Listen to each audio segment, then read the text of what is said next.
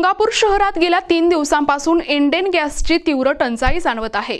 शहरातील gas agency समोर नागरिकांच्या मोठ्या रांगा लागत आहेत, परंतु गॅसच्या टाक्या उपलब्ध नसल्यामुळे अनेक ग्राहकांना रिकाम्या हाताने परत जावे लागत आहे। त्यामुळे नागरिकांना घरगुती कामात मोठ्या अडचणींना सामोरे जावे लागत आहे। विशेष म्हणजे सणासुदीच्या काळातही गॅसची पूर्तता न झाल्यामुळे नागरिकांचा त्रास अधिक वाढला आहे। स्वयंपाकघरातील काम ठप्प होऊ नये म्हणून काही कुटुंबियांना पर्यायी इंधनाचा वापर करावा लागत आहे।